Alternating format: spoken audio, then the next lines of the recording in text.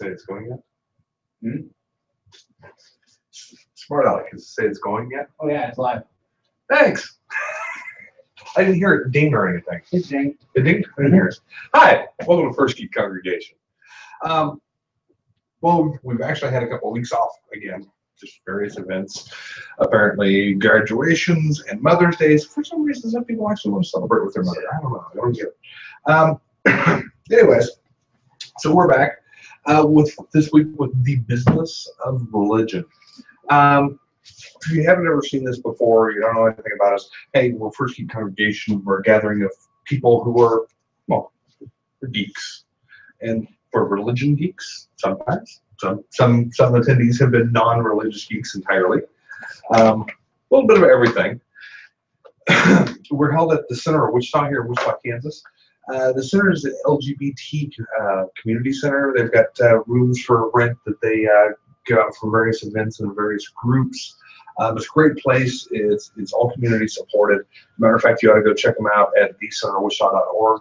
They've also got the Get Connected program, which is a teen program for teens who are at risk, especially in the LGBT community.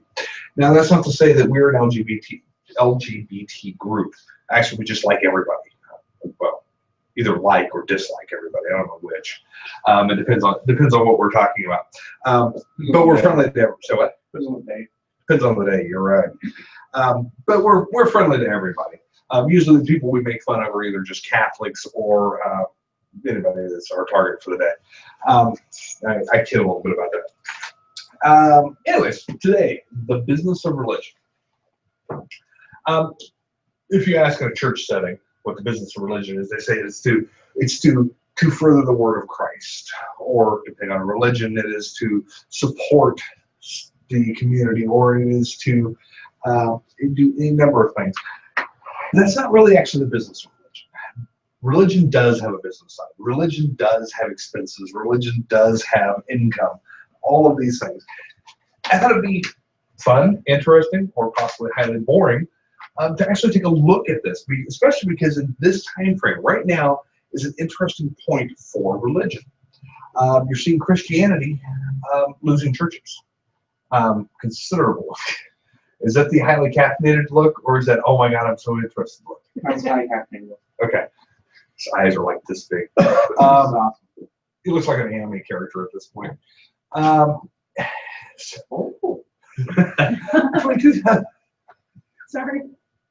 Between 2006 and 2011, 500 churches had to file for reorganizational bankruptcy. Basically, the idea being they needed protection from their creditors because they were that far in debt. Between 2000, about the same time frame, 200 of them just went completely out of business, period. Closed up the doors and never to return. And to say the other end of the spectrum, because those are kind of interesting because they're the smaller churches, they're smaller groups. Smaller groups are actually the ones most at risk. The bigger the church, the less at risk they end up being most of the time. The other end of the spectrum, you have the mega churches. There's 725 in a survey that we'll be pulling up here in a bit. That, yeah, they're not at any risk whatsoever. As long as somebody doesn't bulk all the cash out of it, they're not really at any risk.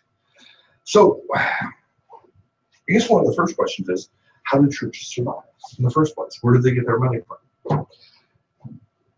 Well, everybody. I mean, really, it's kind of the answer. Is there any biblical reason, like for Christianity, is there any biblical laws to say that you got to support them? Well, there was tithing. Is there anything about tithing in the New Testament? Not really. No. As a matter of fact, actually, it's used by evidence by some churchgoers that you don't have to do that because that was part of the old laws. Keep in mind, not to get into in this. In the New Testament, weren't they like renting churches out of their houses? Oh yeah, absolutely. They had to be seated, you know. It's because the difference between what they had then and what we have now are two different things. Really, First Geek actually represents a little bit more what you would have seen during New Testament times. A small gathering of people who talk and discuss the issues. There'd be opening prayers and things like that, but it was pretty. it was not a big, massive thing. Now, the Jews during that time period, when the New Testament came about, had very large places. I mean, enormous. But Christianity, yeah, it didn't during the writing of it. It didn't really have a whole lot to go from. You didn't have the big churches. Now, it's not to say there weren't any, because if you remember right, most of the content of the New Testament is letters to the other churches. But in fact, actually, when it comes to tithing, it was real. Paul was really good about talking about which groups were giving gifts to the poor, though. It was it was a voluntary gift, but, he was like, you don't want to say you're going to do it and not do it. Yeah, absolutely.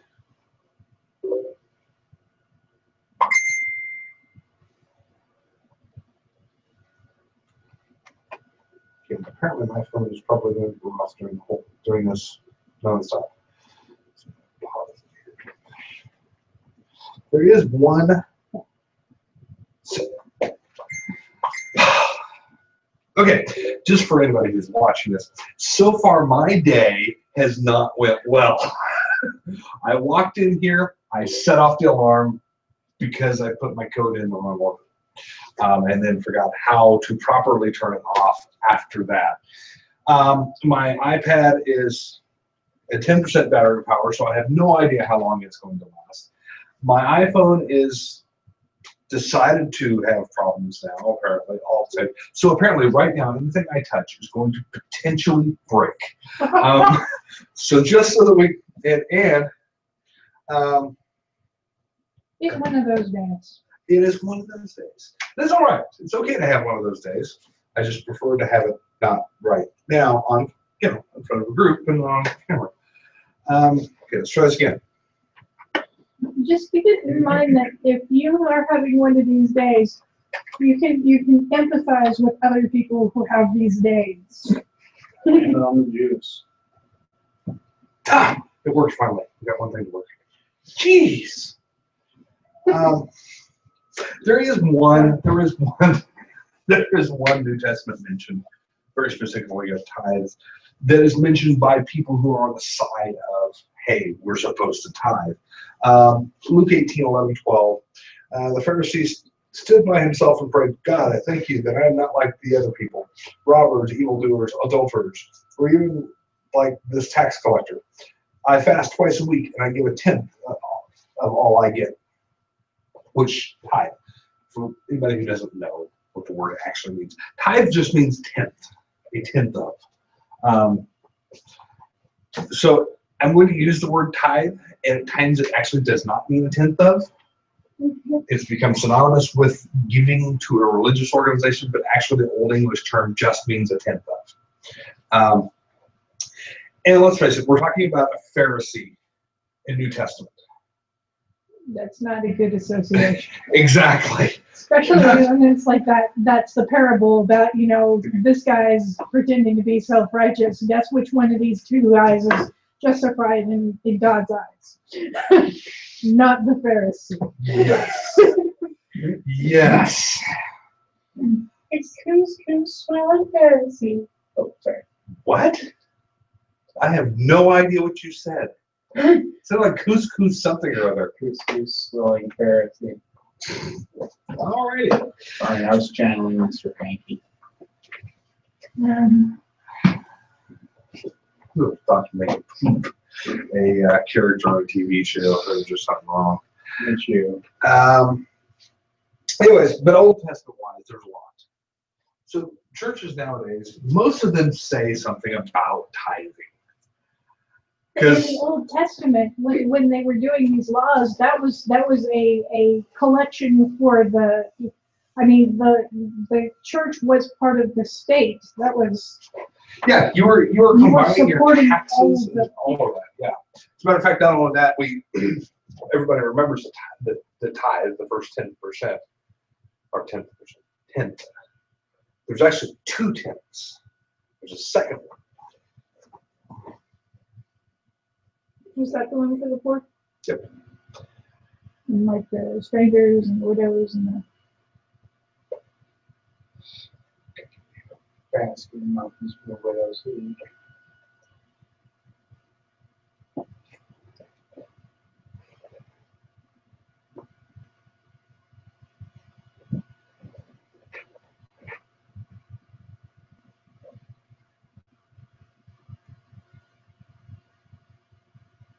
Okay, that's not what I expected.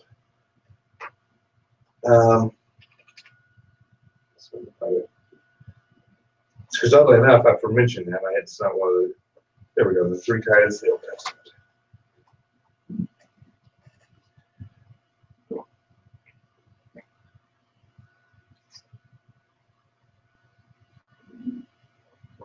And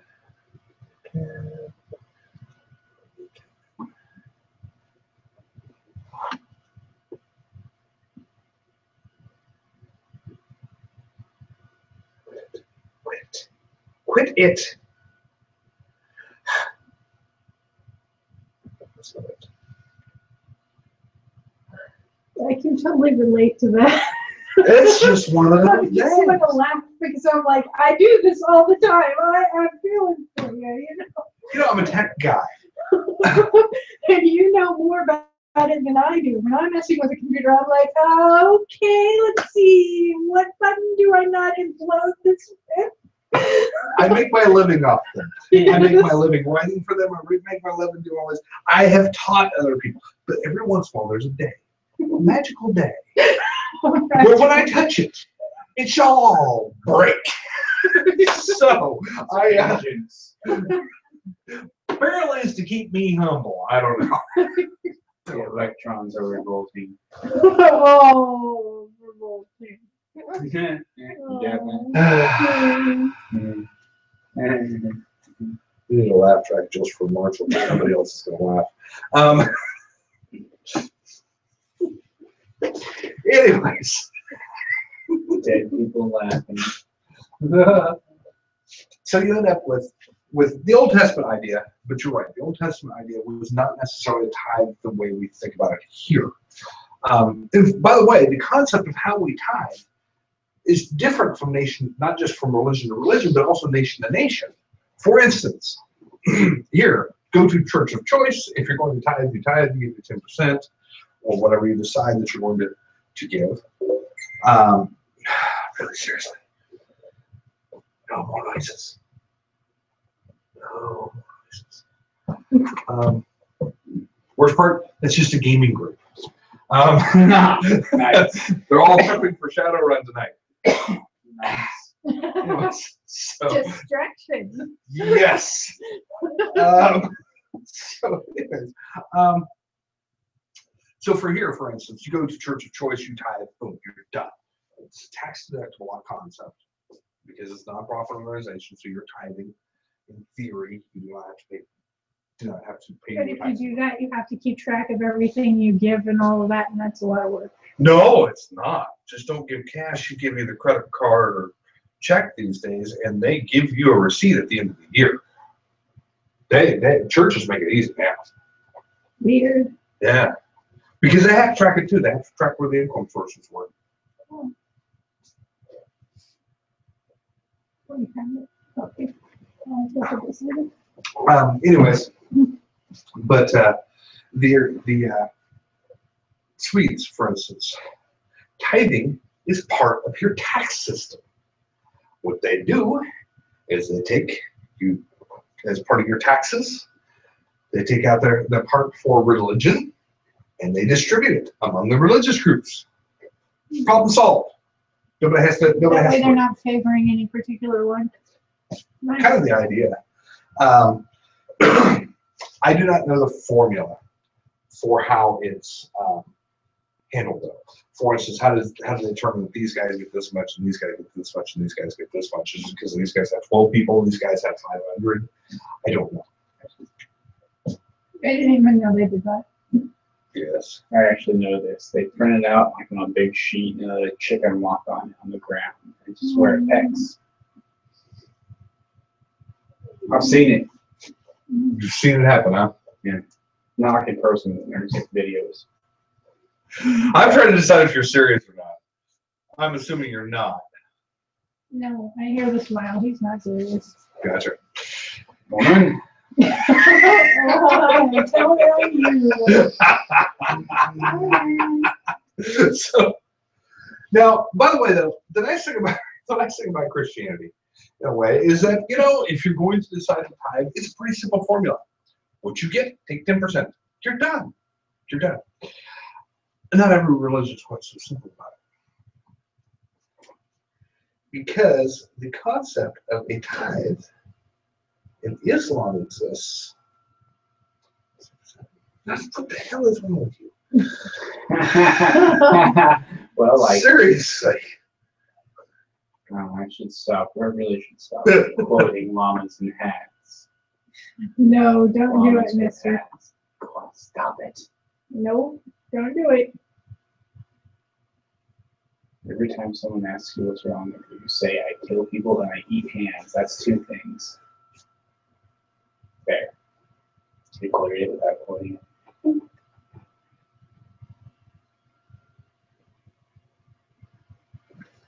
Not this formula I want.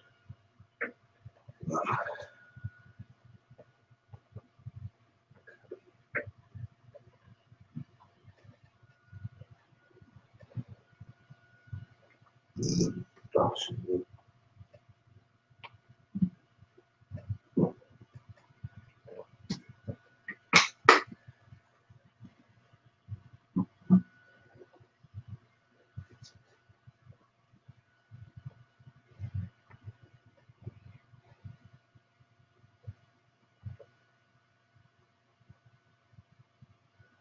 See, now, no matter how many notes I make ahead of time, there's always one thing that I don't have written down properly or what have you. Islam has a formula. It basically boils down to 2.5%. I'll start off with the way they view it. See, Christians view that 10% as being charitable, a charitable donation. So we expect it, taken off our taxes, etc., etc. In Islamic countries, it's a little different. It's 2.5%, roughly. There's some variance back and forth here, depending on how you wish to say that it's calculated. But it's 2.5% of your income and wealth. So it's not just what you brought in, but if you have savings and all this, some people say that it's 2.5% of that also. But it's also considered to be a tax rather than a charitable contribution. This is not, I feel like giving this. It's required. It's required. You will do this. It is not an option. So they view it differently. And the idea that somebody would not be giving to the temple is basically unheard of. It's how you plan it. What do you mean you don't? Yeah. What do you mean you don't do that? And because I love the Baha'i are always such strange folks.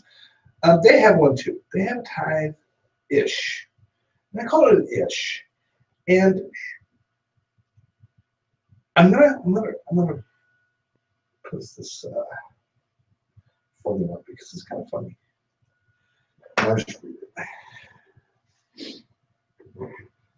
Here we go.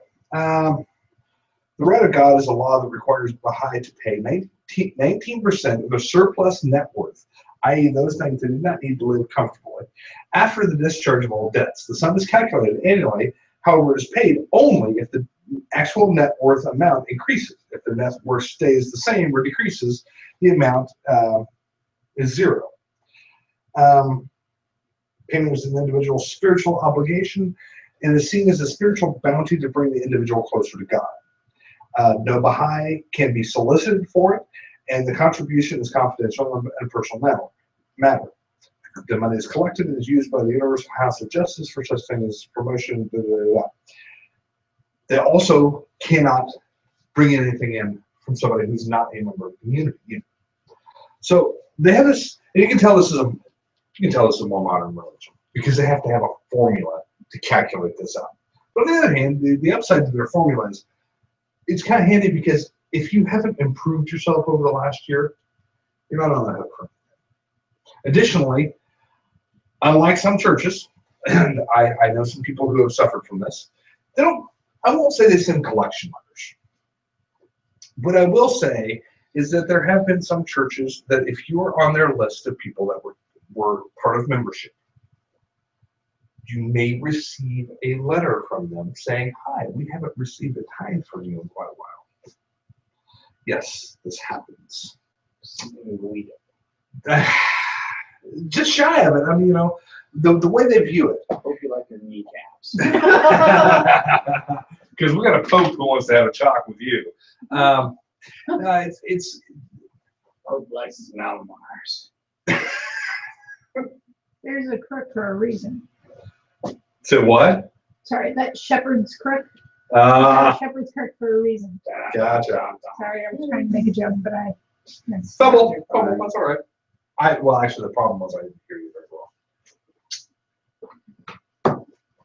So, you have this whole variance of how it's dealt with. And like I said, you got just shy of collection letters from some of these people, all the way over to what do you mean you don't tithe? That's just part of our taxes. You should have said it outside collections. I actually prefer don't be a douche, but the major tenet of every religion, don't be a douchebag. It's actually pretty much a give up. The second tenet of almost every religion is to give to the religion. So that's their income sources, and then you get into groups like, and one person will correct me and tell me this is not a religion, it's a path.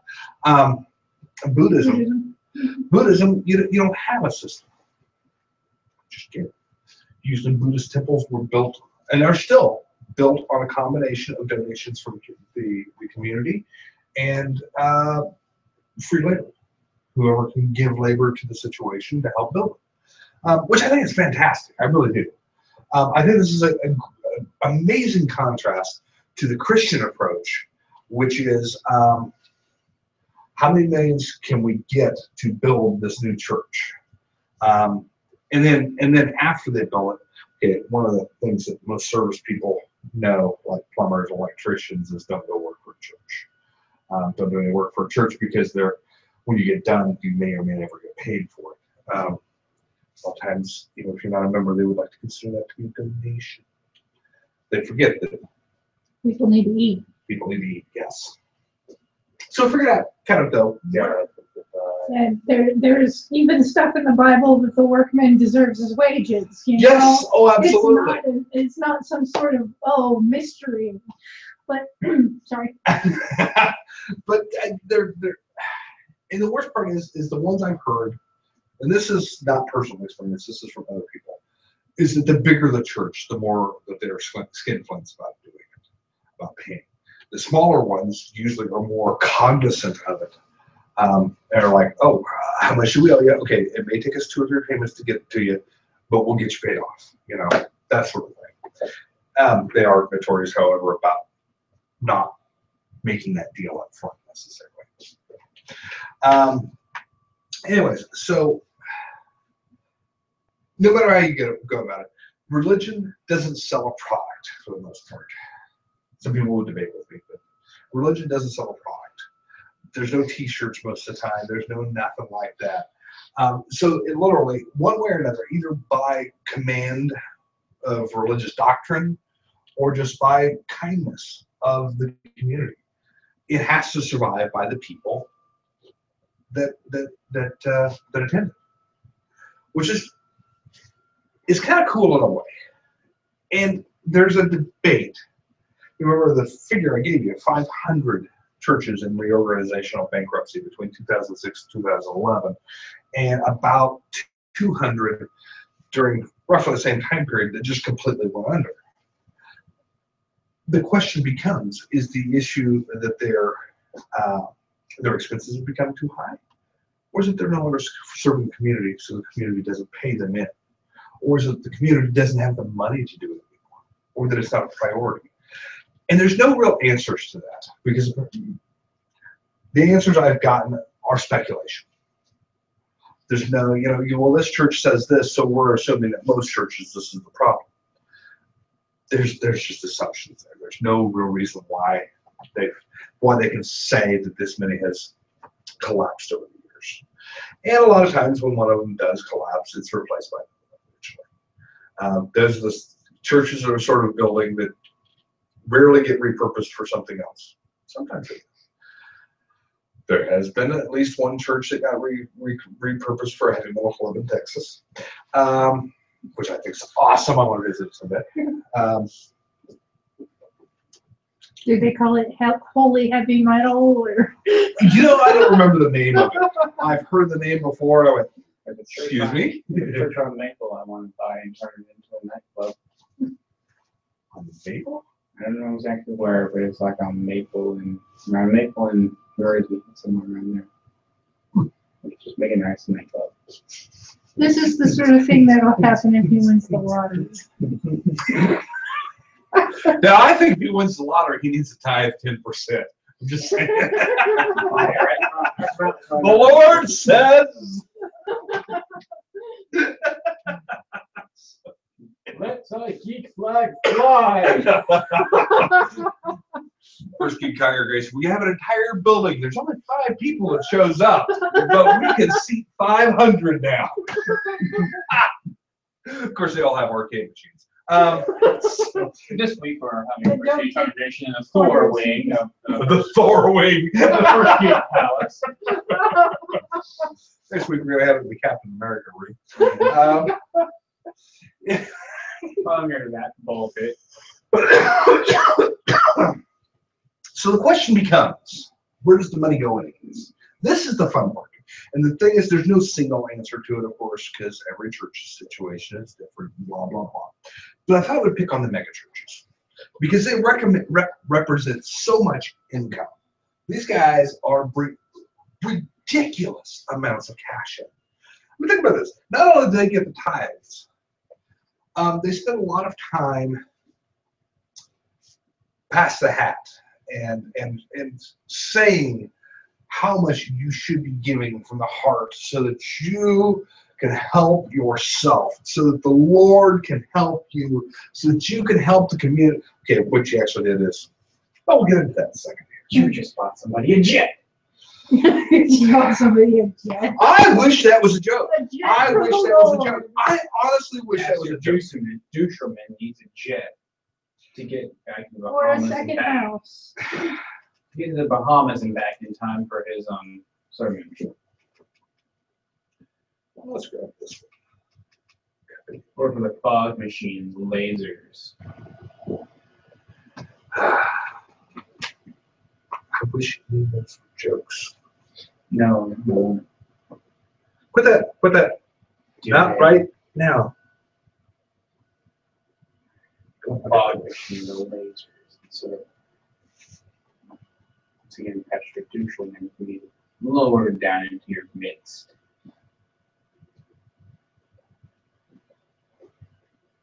All right, now, first thing is,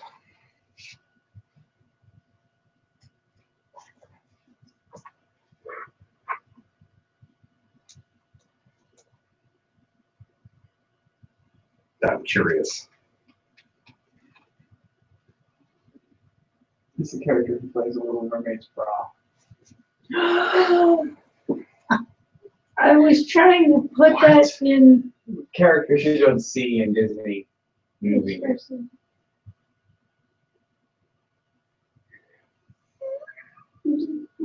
That's not right, man. That's not right.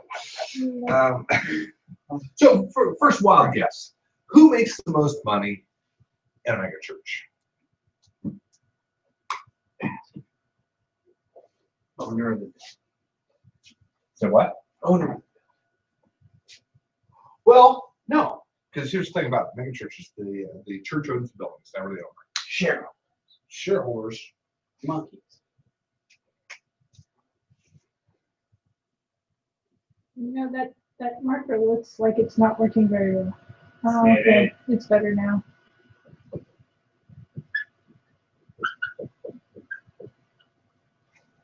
Senior pastor always makes the most money out of it. So whoever the guy you see standing out talking, he's who makes the money. There's a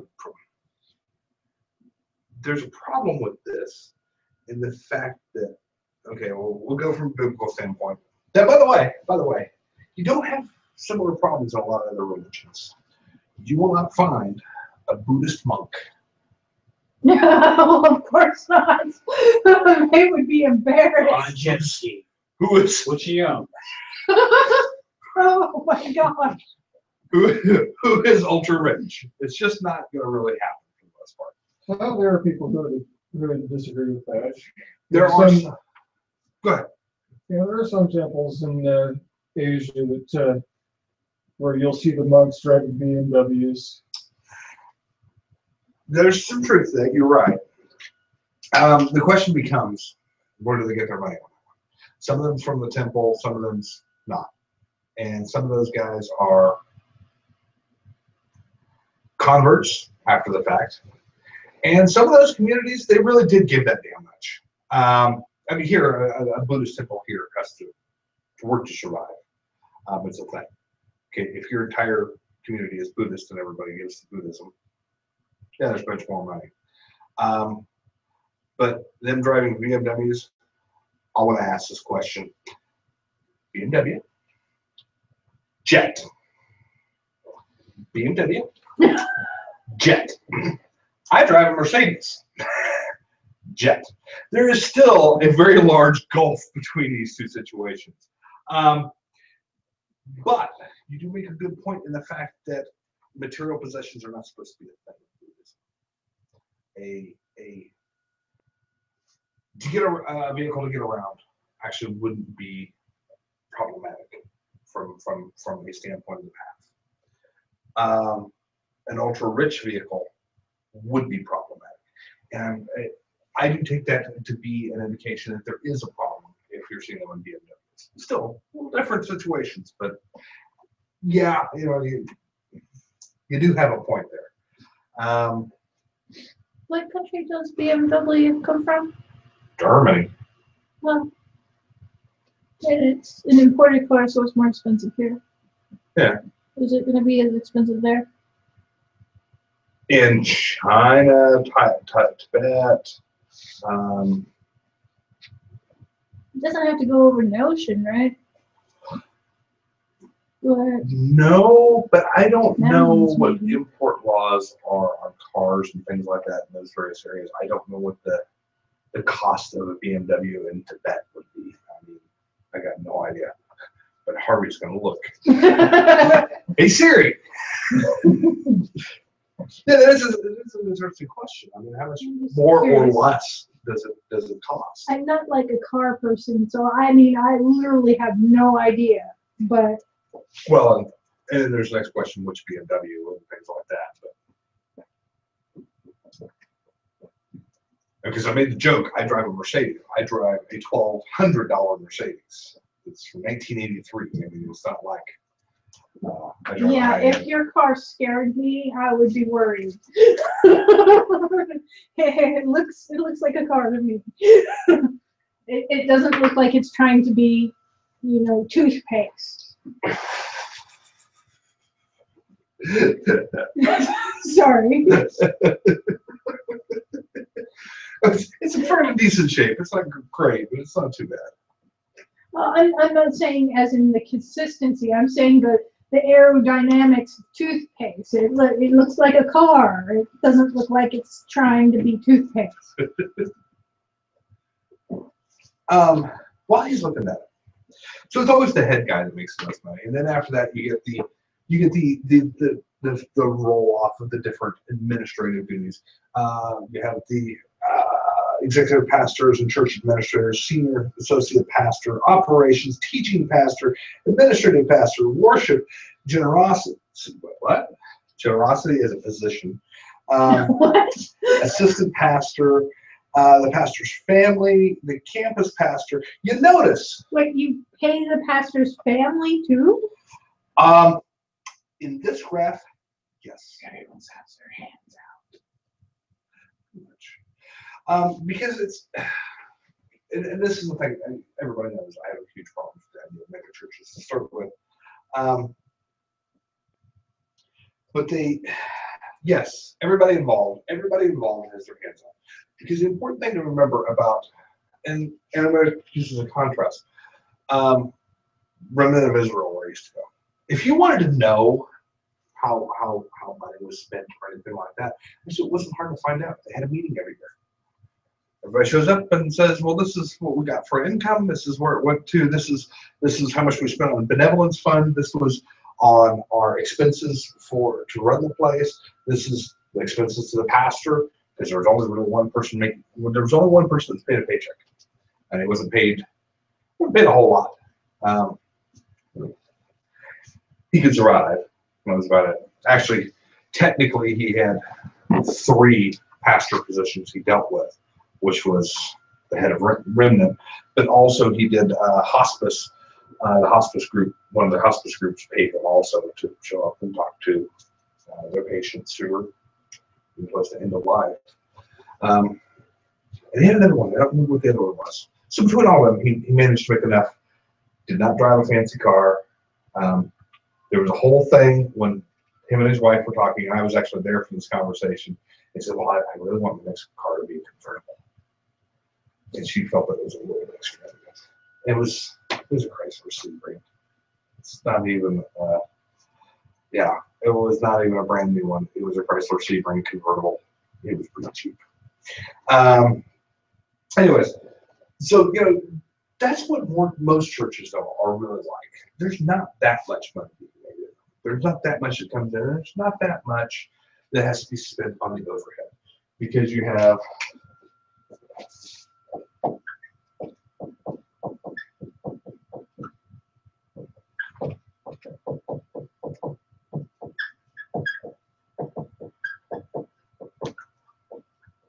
that's misspelled.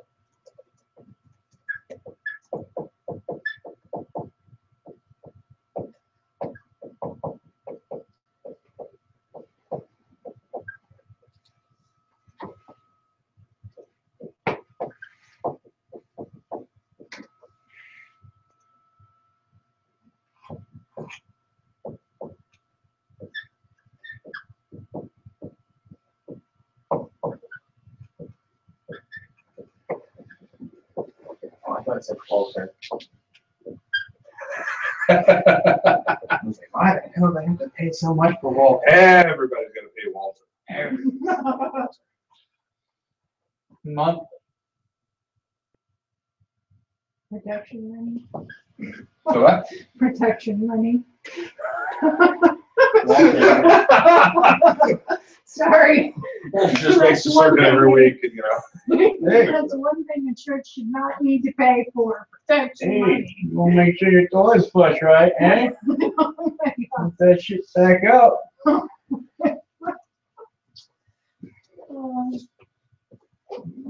most of them have events, weekly events like Bible studies, things like that. They have some sort of food budget for. Sort of cracker budget.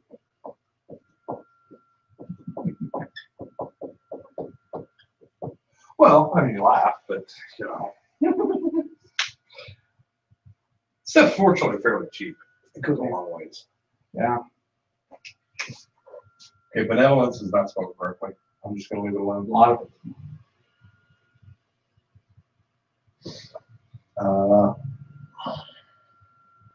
Oh man, I lost a word.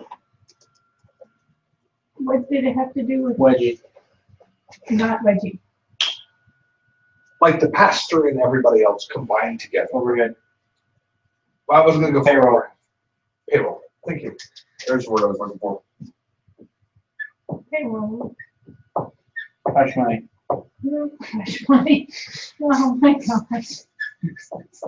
Ideally, that would not be an issue. Yeah, like Actually, There you go. a horrible truth about a lot of churches is that there's a lot of them that at one time or another have had to pay to just go ahead and close out a case. Settlements. There's a lot of them over the years that have had to settle something. And Someone falling downstairs, up the stairs, That would have been Walter. tripping into someone else, well, the truth is, blind haymakers. they became a target starting in the late 80s for lawsuits because Put the caps on their coffee cups well enough and some they got burned. so, anyway, Because there's large concentrations of non-taxed money in churches that Exactly. have become a target for lawsuits. That makes sense. and this last little bit here, insurance. Because the targets for lawsuits. So now they all basically we don't run with any insurance. I don't worry about it because one, we don't have kids around here. This is actually one of the parts of the insurance policies that you have to worry about. So if you're gonna have kids around, well, who's gonna come in contact with the kids? that guy, and that guy, or those people, I should say. They all need to have background checks before we'll insure them, and et cetera, et cetera. It's a thing because there's been so many. Again, so the place the churches became targets. So what? It's crazy shit. It is. It's insane. But it's what happens. And that's not and this is horrible to say. This is not including the number of pastors or people inside the church as a part of the church hierarchy already that were the source of the problem. This is the other people that can't come in and volunteer to help out or just show up. That's a thing. I mean, one of the things I did with Remnant is I was one of the ushers / security. There's all sorts of rules about what we were supposed to watch for when it comes to somebody going upstairs where the kids were. It was a thing. But it became a way of making money for some people. They started suing the crap out of churches just for the simplest of things. Slip and fall, what have you. Anyway, this is roughly what it looks like for a church. And you'll notice the payroll I put down here way below that mortgage and everything. For most churches, for most smaller to medium-sized churches, the building represents a much larger overhead than the pastor. I put that there because in comparison to the mega churches, their costs on this can be so high, and usually it's owned by the these people are going to be trying to follow what they're saying.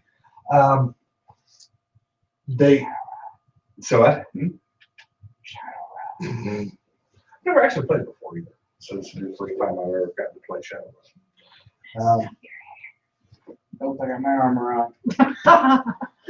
5 points protection. Sure, that hat protection. Anyways, so the senior pastor is one of the people that makes the most money out of it, no matter what. One of the mega churches. They also, a trivial bit. Which way you? Trivial. Nope. That makes it, no. What do you think influences how much that guy makes? I mean, is it race? Gender? Charisma. The crowds he can draw. It's crazy town. It's actually just the size of the crowds. Literally. Mm-hmm. Because in every other facet of America, one of the things that we as a people are having a problem with is, well, a female is paid 77% of what a male is paid, unless you're a pastor. 100%. There's equality there. Most of the time. Not all the time, most of the time. Additionally, there is an income gap difference between a male who's white and a male who's black. Same job a lot of times. There is no difference, for almost no effective difference when you're a pastor in one of those mega churches. Doesn't matter what you are, you're going to get paid big bucks to do it. And there won't be a whole lot of income difference one way or the other. It's an interesting trivia a little bit because I found it interesting anyways. Nobody else did. Additionally, it doesn't matter what region you're in. It's literally just attendance. That's the only thing that matters. How many people can you pack in the door? What? Just imagine a three-legged pastor. The what? The three-legged pastor comes all tripod and in. I love the Lord. People come in and go, whoa. Oh, Marshall. Marshall. Show, they can pack the seats. Doesn't matter what he says. Some Doctor Who episode lost. Oh my gosh. I'm the queen of the Arachnos. Can I get a name?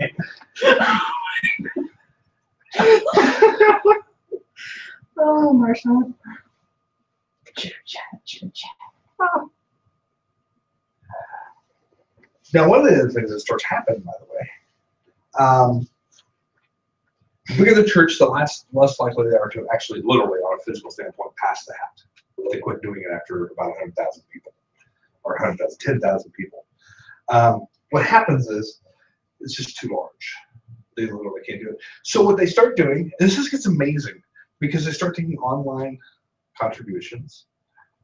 Theoretically, we do that here too, but I don't think it's ever been used. No, I know it's never been used. Online contributions, they have kiosks. Actually, they got a breakdown for this. Kiosks, yes, kiosks is not the it. Yeah. Imagining some sort of cocoon you enter and it just envelops you and Sucks the cash right out of scratches you. the money off and disgorges you in some sort of like rebirth phenomenon. With no cash. Oh my gosh. That's horrible. It was a good image. Ah. Kiosk. That's the word I With was a little looking valve for. up top, Bill just next. It's like a suicide booth from Futurama. Yeah. So, anyways, most of them have now started to adopt the concept of having an electronic kiosk, so you can swipe the Swipe card. your credit card before the turnstile goes through and let you in. It's not that bad. It's not that bad. You're gonna pay admission. This is just so Get your blank. hand stamped. Oh, yeah. Oh. Nice. Little cross. Cheap. So are you gonna be re-entering today? Yes. Are you 21 and over? You must be this tall. We'll to give pray. that band. If you're under 21, the priest can still talk to you. You gotta get the band to get a drink. Get your wine. Anyways, Blood of Christ, man. Drank on. Going Sorry. down. no, we're making fun of this. No, we're not going to hell for this one. Trust me. We talked about where this came from as a concept already. All right. David Okay. says so. I'm pretty certain we're not going to hell for this. I've got a list of things I'm probably going to hell for. I don't think this one's it. Just imagine. If I'm going, it's going to be the stuff at the top of my list. I spoke to Jesus last night. It's okay. You know, we're talking about mega churches and such like here. There are guys who understand. The senior pastor is like in this brown hooded robe, and he's like, I spoke to Jesus last night. He says, it's okay for us to bash first eat. I watched it on YouTube. because we're such a big target. I mean, really. I had to give myself the sign of the cross all the time, but I watched it. I subjected myself to it so you don't have to.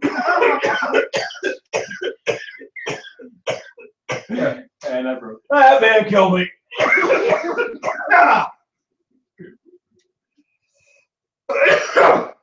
Okay, so That would be cool. some mega churches out there like this is the temple. You know, the kicker is if somebody took note of it, one of these places has 10,000 plus viewers and 10,000 plus people in there, and they start mentioning First Geek and calling us evil. You know, the coolest thing happens. That's advertisements. Uh-huh. That's All of a like, sudden we have it's 15 like when million groups views. decide to burn Harry Potter's books. And we they're have to like, get in the oh, we building, gotta you read know? that then. We have to get a building.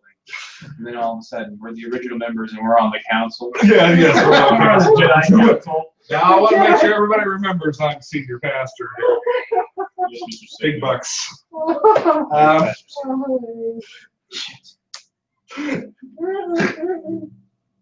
No, I literally could not do it. I've said before, if we got bigger than about 20 people, I'd be done. I'd hand the keys over to somebody else. I'm sorry. Harvey's over there like, I got this. Can we see Harvey as pastor?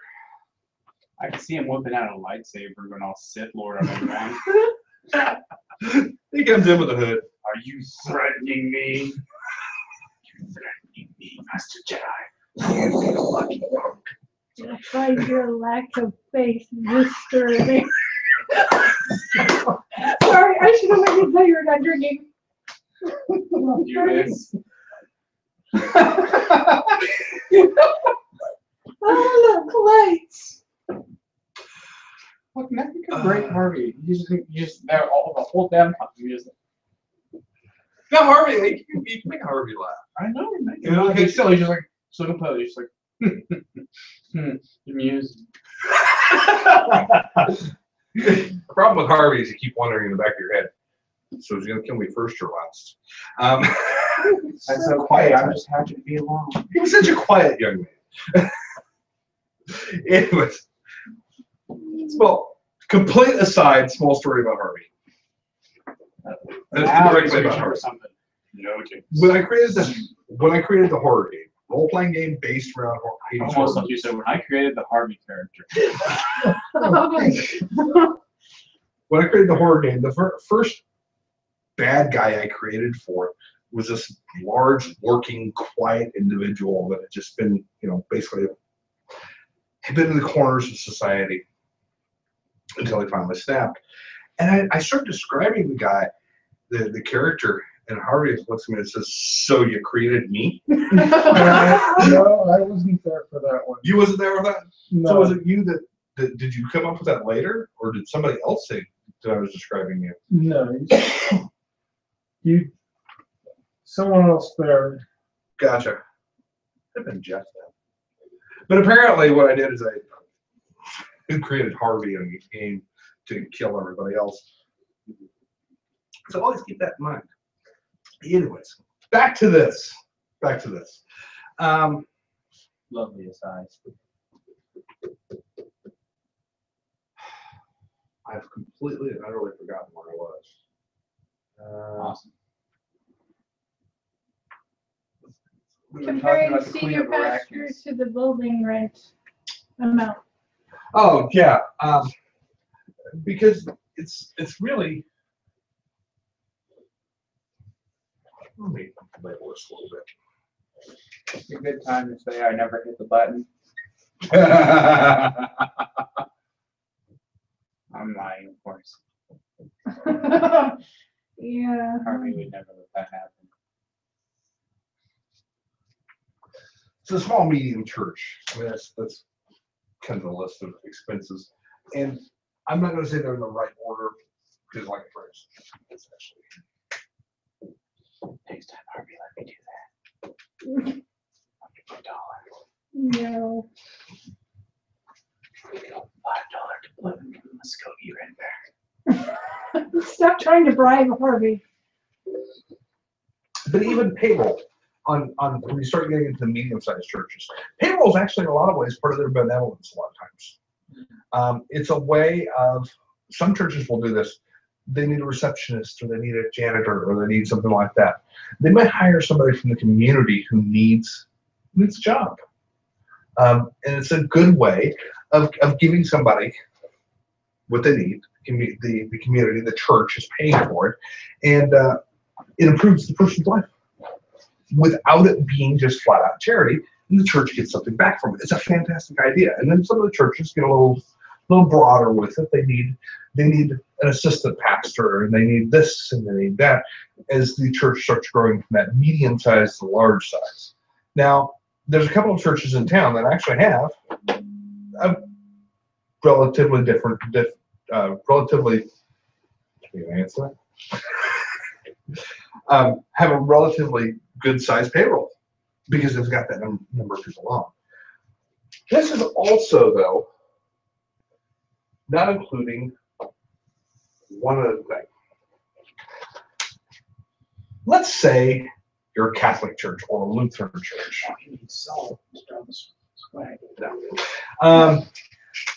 One of your other expenses is, we're just going to refer to it as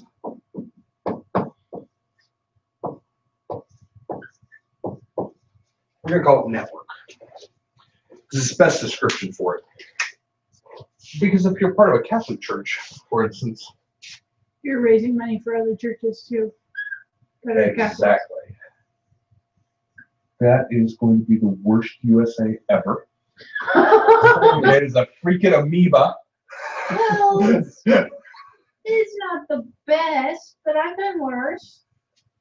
So this guy here, this church here, that church pays into the system, into the network. The network then turns around and figures out how to redistribute this so that this one over here, which actually only has 17 members, this one will say has 50, only has 17 members, can continue to survive in that small town where there's only 5 houses.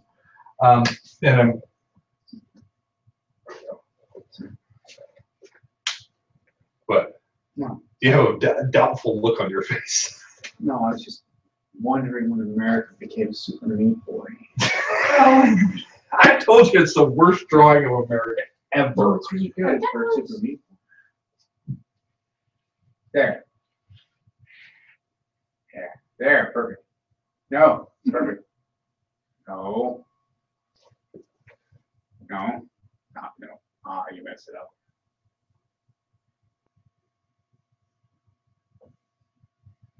There. Now it looks completely unlike the United States entirely. I don't have to worry about it. This is actually the sovereign states of something or other. Slovenia or something. Imaginistan. Imaginistan. There we go. So now we no longer have to worry about my bad artwork. So anyways, you know, the money does not go over to Rome and back. Actually, they're broken down into territories per state and per region, and the way you pay in and out. But the system, basically, these guys are paying to have those other guys supported. In fact, Catholic churches don't necessarily have a whole lot of problem with going out of business per se. Sometimes they do close. If community has completely disappeared, because small towns in the United States, they sometimes do just dry up and go away.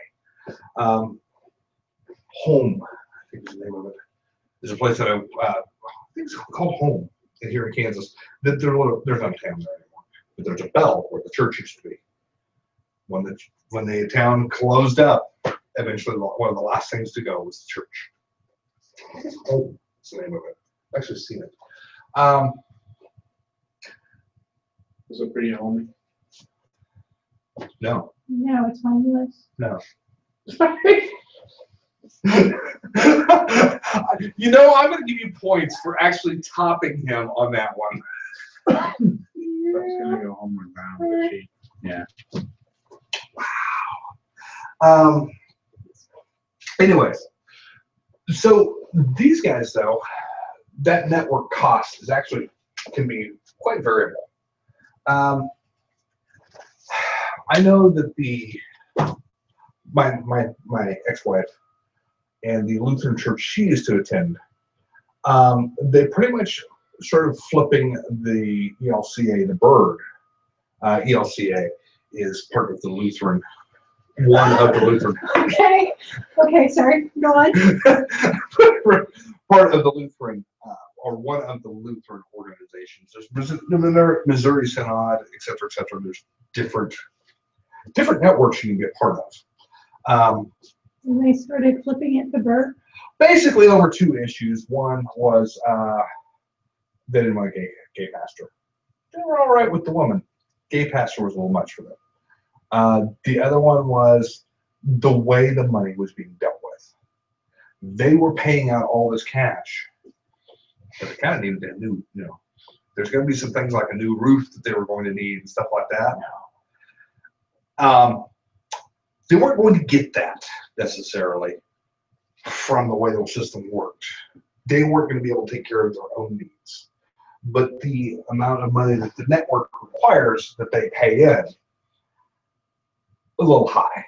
So they were basically kind of doing the, no, we're not doing that. Not anymore. If we got to break off, we'll break off. That's fine. We can support ourselves. And that happens. It's another thing that happens. Including switching from, like a better term, network provider to network provider. Yes, God is Wi-Fi. Evidently. So This area has free Wi-Fi, that part doesn't. that's cost you an extra 10% over here. Plus, unlimited calling at night. Anyways, so those costs vary so radically. That cost varies so radically. And some churches just aren't involved in it. In some churches, for instance, it can be a Free Baptist church. Doesn't mean it's part of the organization. It means that was what they believed in and what their theological standpoint for the basis for creating the church. And then there's like Remnant of Israel. They're not part of a group. Well, they associated with a group, but not like this style. They were a part of the MJA. They're not a franchise. You know what it is? It is a lot like franchising. I'm going to say, and actually, Fried Christian. We do Christians, right? Dynamite. Kentucky Fried Christians. It's obviously got to be a Southern Baptist group. Yeah. And actually, like for instance, the difference would be, It's falling so hard. wow, this gets fun then.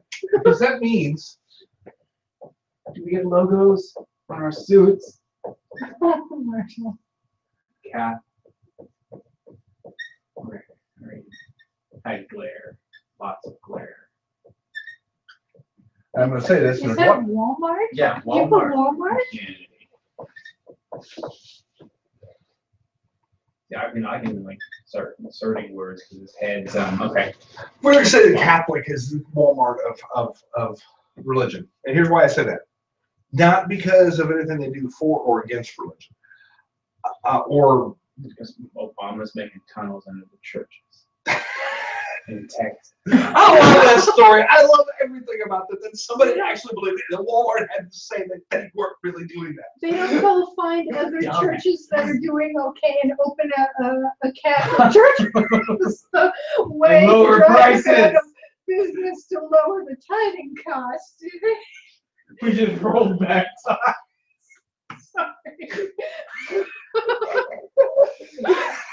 We just rolled back time and ordered a whole bunch of. We're rolling prices back on God every day. Ordered a whole bunch of investments from China. What I was actually going for on this. It's a matter of ownership. Okay, it's a matter of ownership. You don't see Walmart is not a franchise system. Walmart owns Walmart's, period. In fact, actually, one of Walmart's big money makers is real estate, because they buy a huge plot of land. They put a Walmart. If that Walmart still goes out of business, they still make money, no matter what, because they own that plot of land.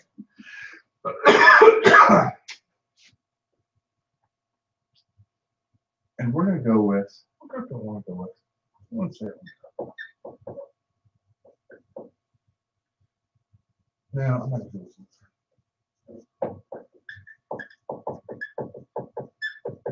And this is inaccurate in the fact that not all Southern Baptist churches are part of a network. There's a number of different names, but typically they're more the franchisee. They're more the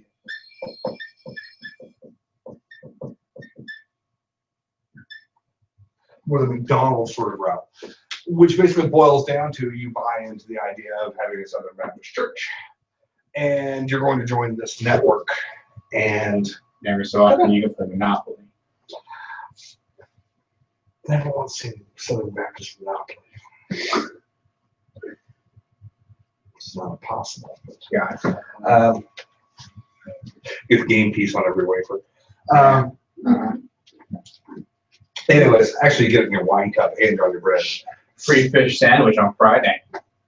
No, that's good. Damn! I failed you all.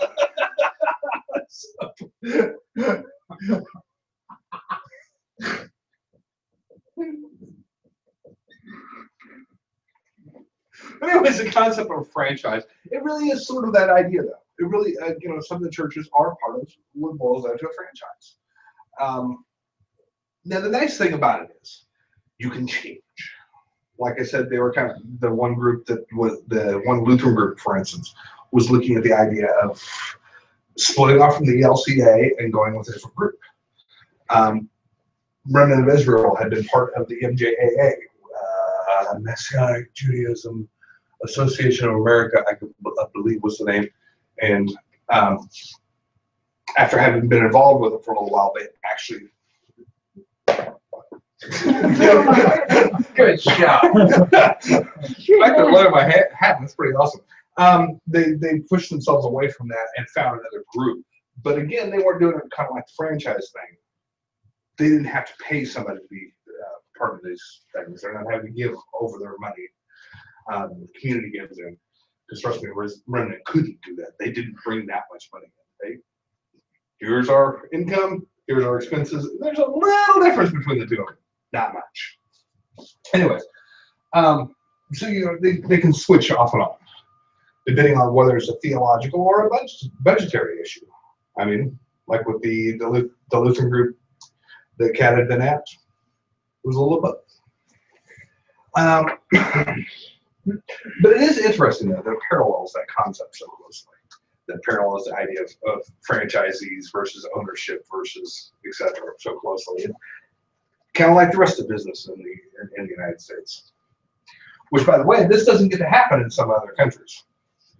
You can't be a Church of England and not become a Church of England later. It's not an option. You are what you are. And additionally, You can't become a Church of England neighborhood market. no, no, unfortunately. Nor the gas station version of they're going to be rolling out either.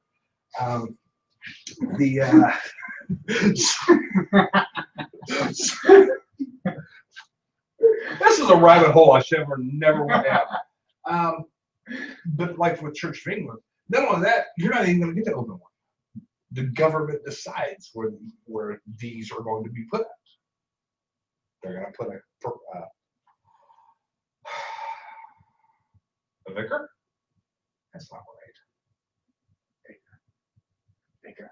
Anyways, they're going to build up the religious organizations where they feel that they need to be put at. Like that word?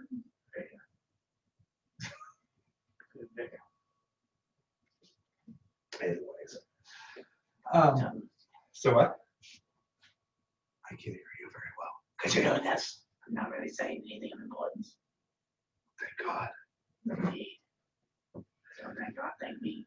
No, behave. Anyways.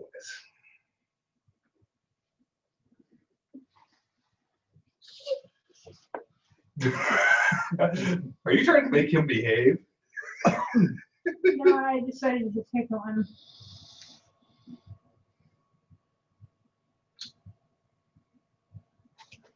I can hardly ever tickle him because he's usually driving, and that's dangerous. Ow. Oh, and to give you an idea of how much that senior pastor makes. He makes pie. Oh, there's missing one. 3.4%. That's one person in the entire organization on the average makes 3.4% of the entire budget, not of the payroll, of the entire budget. Now you think about how much these churches are bringing in here. there's some of them that are hitting 7 figures, 8 figures pretty easily. This guy and those things has got it made.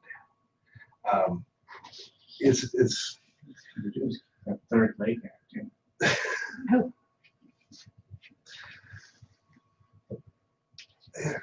let's see.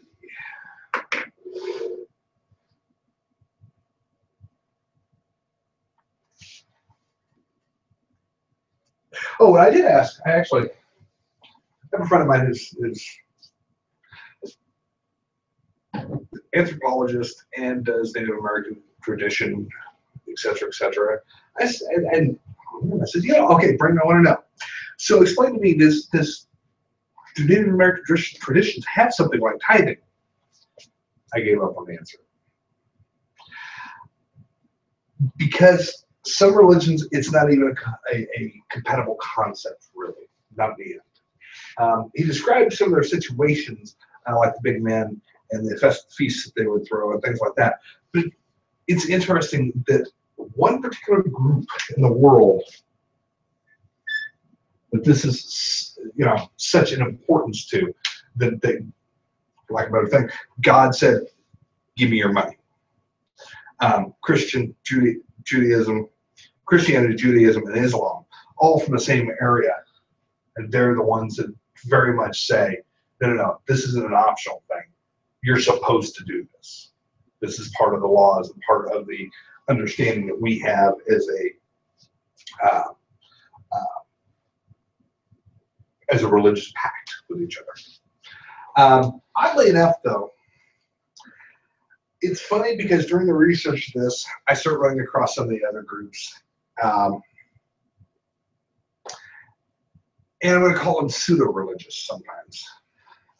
For instance, like,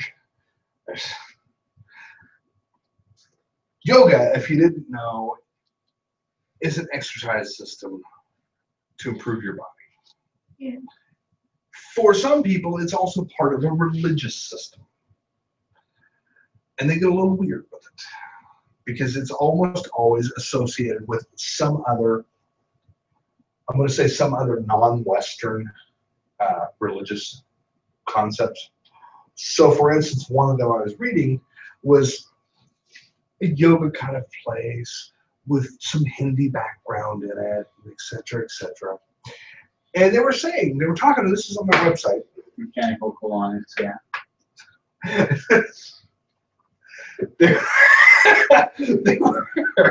they were talking about, well, I mean, we don't have tithes, but we accept donations from the community. But we are going to say that it's a really good idea to do it.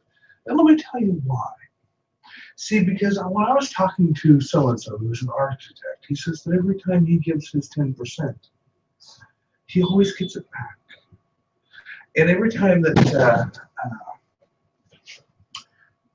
you're late. Real late. Hey, glad you could make it, man. Anyways, what he was doing was this whole, you don't have to give. But everybody who does give, the universe blesses them with more cash. And all of their problems go away. And they become healthier. And I'm like, okay, look. There's a level of snake oil here that you've gone way over the top. I have to put that on to get the pants on.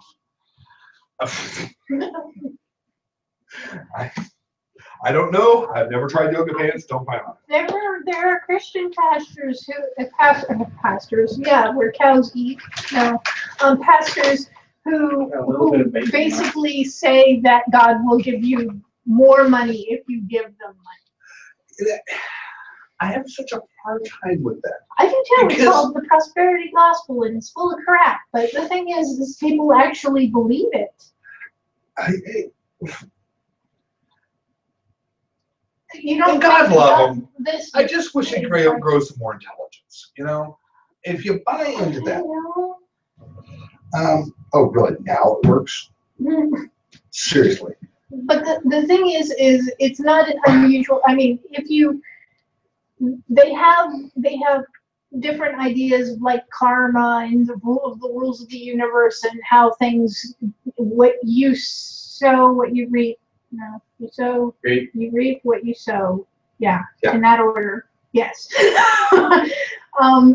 But you know, there's a lot of different ways to express the same idea. Is that, you know, down the road, you might get something good if you do good, but people say like it's definitely going to happen. Yeah, that's where I have the problem. That's where I have the problem. Because until this was a conversation I had with somebody a while back. And it wasn't that she was begrudging what she had done, but she's one of those people that had given money to quite a few people to help their lives out. She had come into a very substantial chunk of money as an inheritance. And she went, you know what? This is going to help take care of me for the rest of my life and my kids. But the rest of this, no, I know some people that need some help. And she didn't. And we were talking, and she was, this chunk of money that she had set aside for herself, it disappeared one day. And when I say disappeared, I mean log into the account and it's not there. Let's say that's major upheaval for her. Yes. And we were talking, and she said, you know, she said, I don't get it. She says, you know, typically I don't begrudge anything. But, you know, here I am, I've done all these things for people, and I was doing fine, and suddenly now I've got nothing, and I don't have any way of surviving. And where is the justice in this? You know, well, biblically it does say it rains on the rich and the poor both. I mean, it's the good and the evil and everything. Giving money to a church, to a mega church, to a small church, to whatever. There's nothing biblically that says, I'm going to give you riches for it. Mm-hmm. And even then, even Old Testament, the things that you said you were going to be given riches for, riches in your household, and life in your household, were not for giving money. They were for your actions and for the things you did following the Lord. Yes, modern Christianity has managed to pervert this in such a way and to write new books. See, there's a book we have to burn. Prosperity Bible. Should be a good choice. There's ways to piss people off. There's no basis for it. There's no basis, but yet they continue to sell this idea. And I picked the Yogi one now for a reason, and that is how he attempted to be so subtle with it that really actually it was a baseball bat that paid me money. It would be a shame if something bad happened to your karma. On the subject of Walter. Wow. That's just all right. I love it. I love it that it's going on Facebook later. What? I'm sorry, I couldn't remember this. Anyways, shame or something like that, yeah. Let's do this real quick.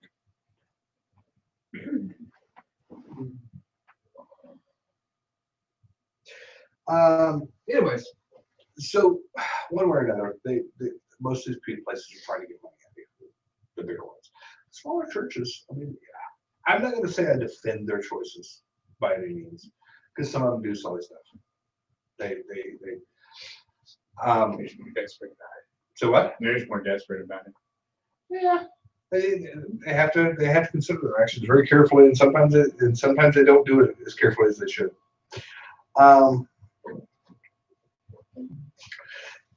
The question becomes, I mean, do we have any justification for any of this? We're talking about spending a whole bunch of money. You know, again, those mega churches. Mega church that makes $50 million a year is not unheard of. $7 or $8 million a year, pretty easy. Actually, at $7 million a year, they're not even really considered a mega church anymore. Those things are just a large church now. Mega churches are that much larger now.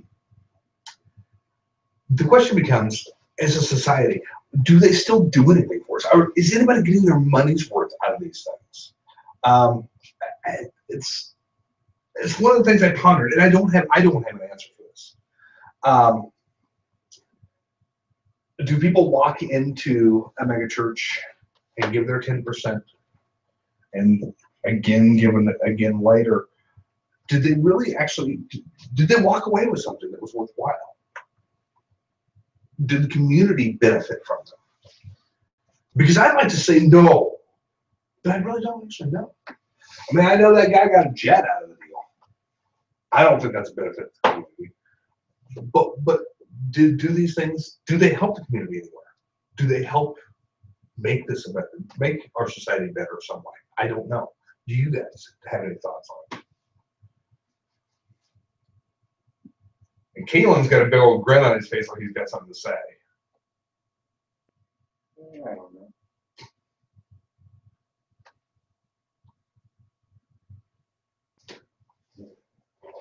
The smaller churches and the medium-sized churches, I can say this: almost all of them have food pantries.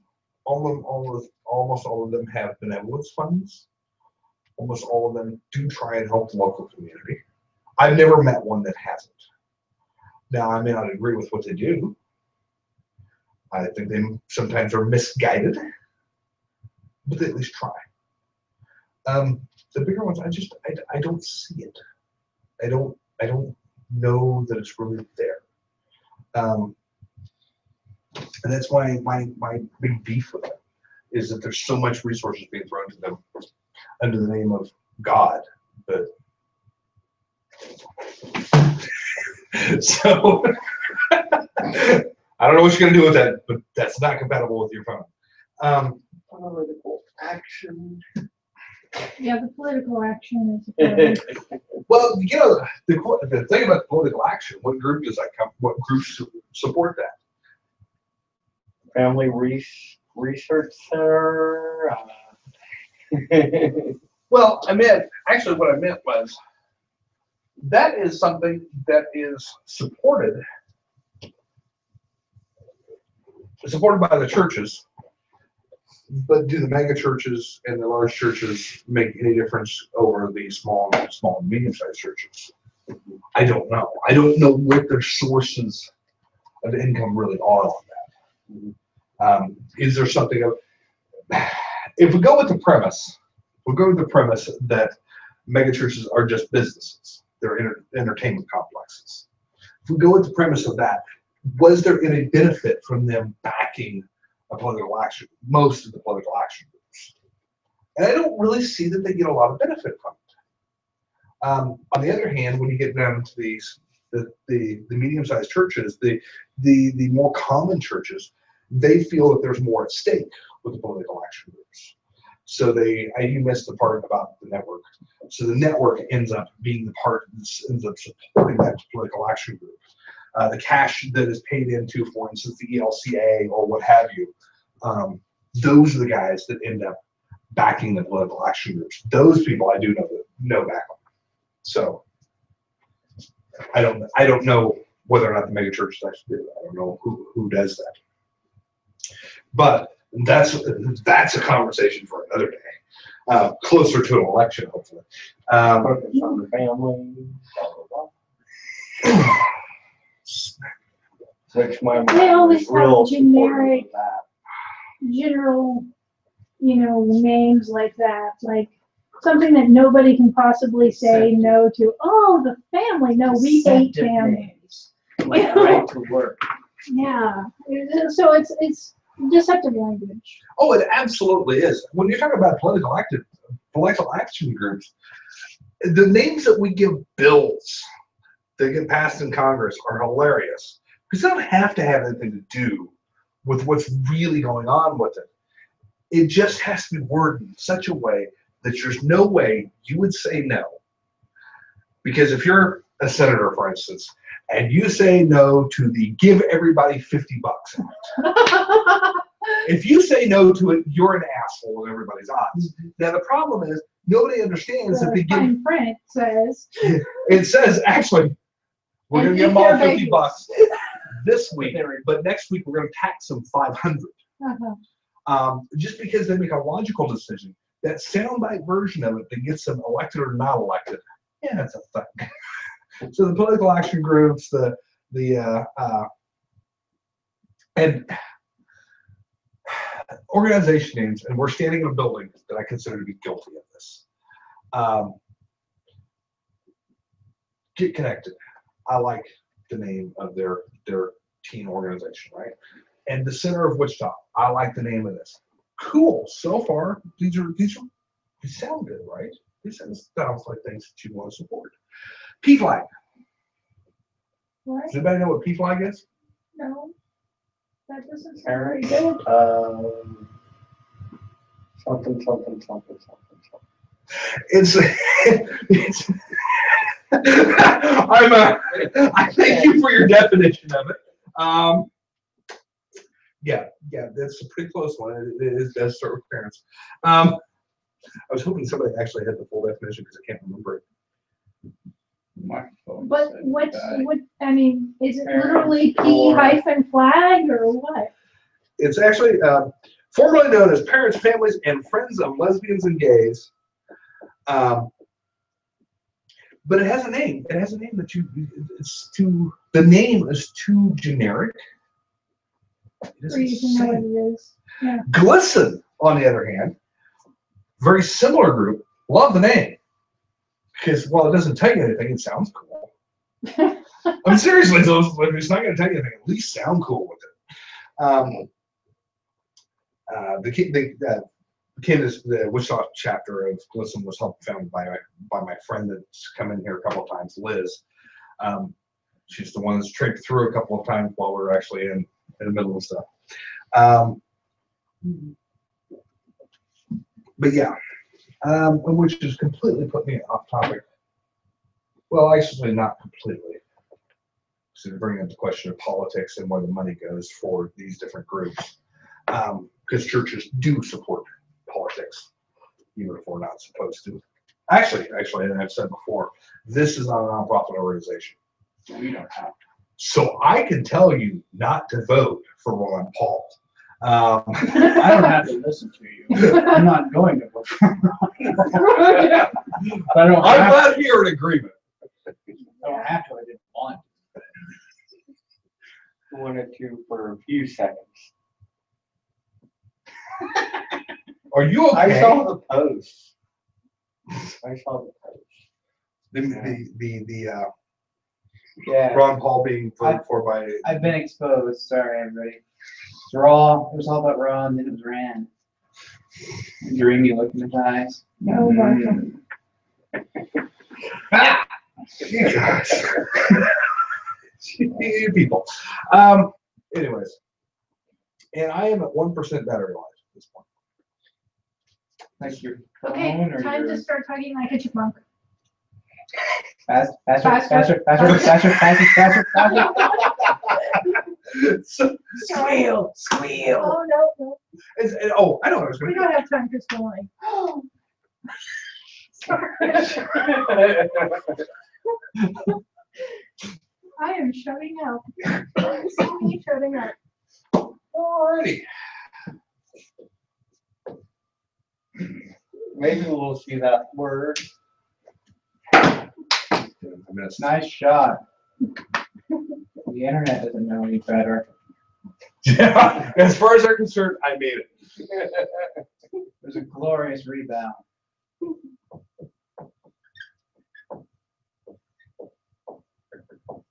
We're doing the intro at the end. Yes, Okay. it's one of those First Nations games. Give you an idea, because most churches, a lot of them, at some time split off. Somebody founds another one. For instance, Remnant of Israel, I know at least 2 other synagogues that ended up founded because of it. Remnant of Israel itself was founded essentially in somebody's living room. They got together and about this many people, and they talked about biblical topics. And slowly but surely it grew. So what is it? So one of the things of the last year that was in my mind, because I'm going through all these facts and figures for all these freaking churches. And of course, most of them are abstracted away because it's surveys and statistical data rather than real data. My question became, well, wait a minute, what's it cost us so far to do this? What has it actually been? First off, let's talk about payroll. Wow. I brought bacon, but you said no. Yeah. We don't pay anybody. I was pretty sure you worked for free. Yeah. We're slave drivers.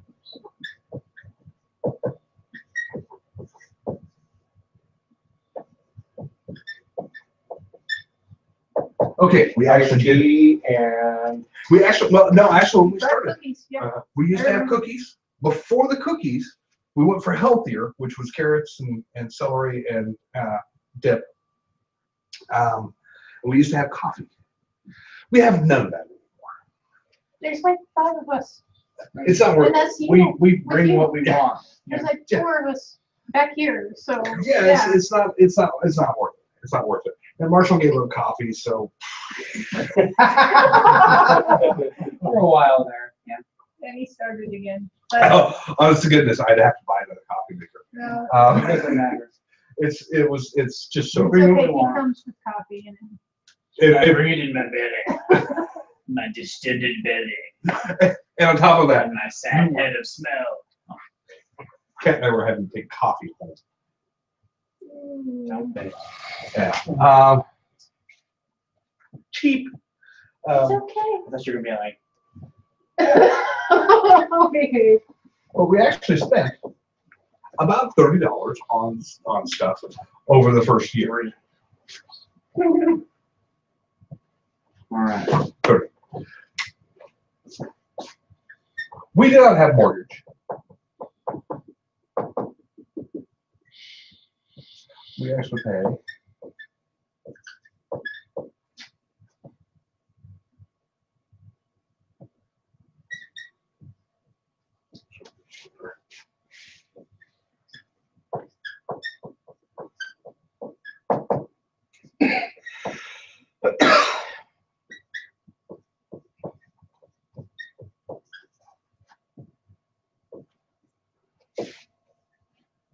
You actually do something like this, a group like this, so incredibly cheap.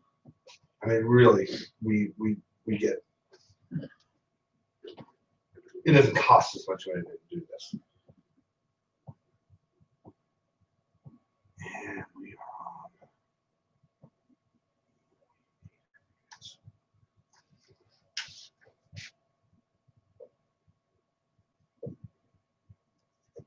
Ah! This is not good. That's nuts. Apparently, I bumped a button while I was turning around, and it went from being the proper number to being about 48,000. You're like, we don't have 48,000 anything. No, There's no. 48,000 dots in the ceiling. That's it. We don't count those as money though. Proper term is worms. Those are worms. Over here. No, seriously. Jerry? We meet once a week, but we have not met once a week every week. For instance, we had 2 weeks that we were off. This previous to this, we've actually ended up about 48 weeks that we've run this. And we've actually, this is paid up front. We've actually on our 2nd year now.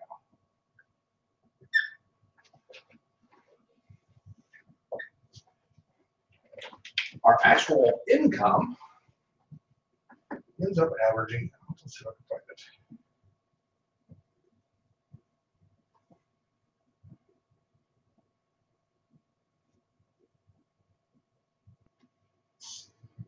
Here.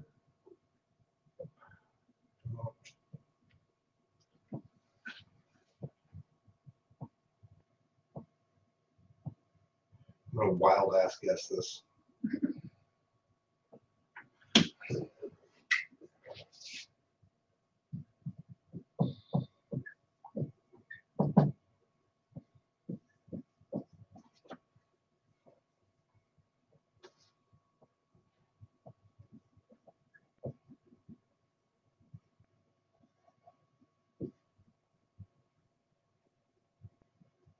We are.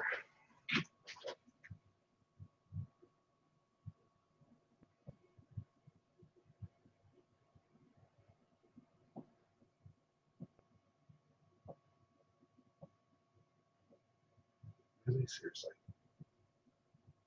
I'm still being. Seriously. You missed the part where everything that I've been touching today falls apart. It's cool. It's like my superpower now. The anti-Midas touch. Everything turns red. Opens up like a No, we peanut did packet. not. We do not have 323,000 in the bank. Garen freaking. Which I did, yeah. More. I'm going full time now. Bring out the gold vestments. Wow, what What's a that time you prosperity be gospel. This Wouldn't that be, time you know, you dress up as Q. That was the Drew and the Ducats. There we go. There we go. Yeah.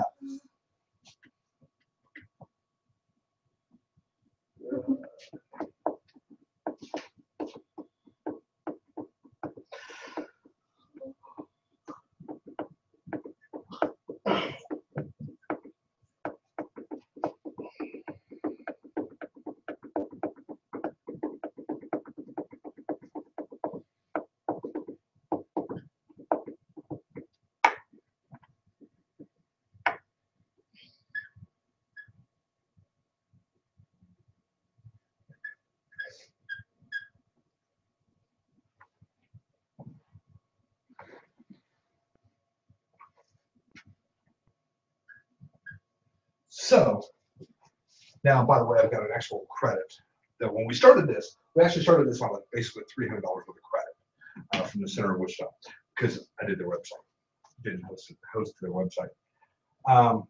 So we ended up the first little bit not having to worry about it too much. But then when it's before said and done, we actually end up running fairly close.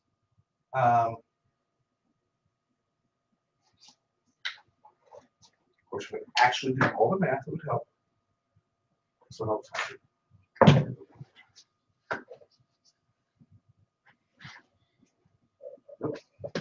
So is that $20 a week or $20 a month? That's $20 a week. Okay, I put a month, didn't I? yeah. Yeah, that was. So that's why I I was was like, like, oh my what? gosh, How did that jump up so quickly? Yeah. Like $10 a month. Man, that's awesome. That number, by the way, is actually $20 a week for about 38 weeks. That is not all for all 52 weeks. And then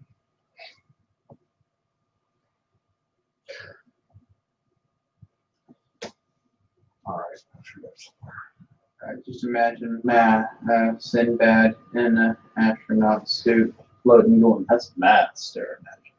You remember that commercial? no. Not from the 90s. Not a 90s kid, I guess. Then. Never mind. Definitely not a 90s kid. Yeah, I graduated in '89, so you know, even whippersnappers. Except for Harvey, who's the old man. No, Harvey had a time machine. I just looked young. Okay. I'm just, what, 3 years behind you? Behind me? I'm 42. Oh, you're plenty young. Did you just say? I'm 42. look at his face. Did you just say you were 3 years behind me? Probably. Burn. Womp, womp, Look at the time. I'm gonna have to go pretty soon. May not come back. You see the How about 1 year? 1 year behind you. you see the red line going up? Well, you It's zero graduated in '89. I graduated in '91. 43. Okay. Depending on what time of the year that you're born determines whether or not you were 17 or 18 when you graduated. Well, by I the was time 17. we did, you had to be such and such of age in order to enter school, and so that really screwed things up, I guess. Okay, where was I? Because if your birthday was before such and such time, you didn't graduate, so to speak. Where were you? Behind Aquanet?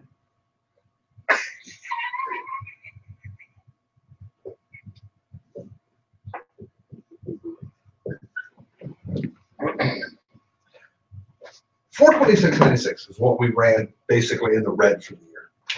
Which I said up front, this is one of those deals. This is, I'm not going to say it's a hobby, but it's not a business either. We're not in it to make money, and I'm more than willing to put part of my, as long as I have the money, I'm always willing to put part of my money in. But the cool part is that means we didn't cost that much to do this. I mean, talk about a year's worth of rent on a room. That's not bad. It's not like we have a high-tech setup that we're having to pay for, because It's not a coat rack this week. no. At least it's not a coat rack this week. That's good. It's, The coat rack in the door. Sorry. fortunately, we've only had to do that once. It was. The This coat is your, rack was unharmed. so what? The coat rack was unharmed. In the making of this video. But the cool part is that you can look at this now. Having written this down, you can actually look at this and kind of extrapolate. Well, what does this? When does this start getting expensive to do? The breakover point being when you have a building. Those guys that go out and they put a mortgage on a $350,000 building. Well, guess Building what? fund. Yeah. Over a 25-year mortgage, that's expensive. Very expensive. So yeah, I love that. I love the idea. Just having a small group and doing it here. Because I said I don't really want to get bigger than 20. I really wouldn't want to have the headaches that Remnant of Israel or a lot of those guys have when they have to start dealing with, they have to make money to survive. And there has to be a stress level. Here, not a lot of stress. And if we didn't have enough of that, for instance, to cover rent for a little bit, I'd just call up Nolan, who runs the center, and say, hey, mind giving me a little time? He'd be, oh, okay. The nice thing about little groups like this, we don't have to freak out all the time. We don't have to worry about whether or not we're going to go out of business, because there is no such thing. Which goes back around to all these, because you have to wonder.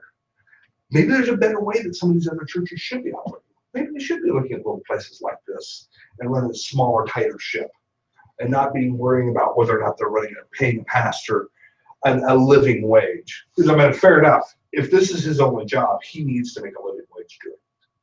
Does not need a corporate jet. I missed that part, but I understand. Do you at least want like a hovercraft I go for a hoverboard. or board? Have to get the copper half pipe and stuff. I'm glad you actually have seen that. Anyways,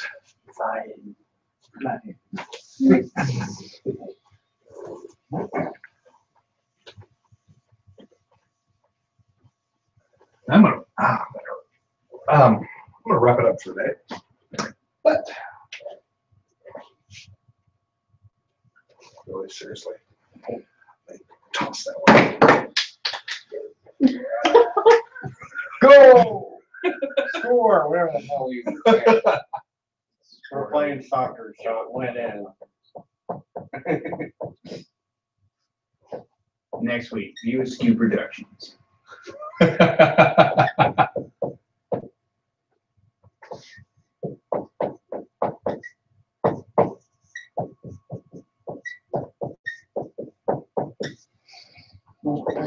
Next week, Afterlife and Beyond. Basically, what does religion say about death? Well, particularly after you die, or at least these mortal coils. but also some of the evolving technology and things like this that are trying to eliminate the idea of dying anyways. And what is it? What does it actually mean? What does the Bible actually say about us after we die? What does some of these religions actually say happens?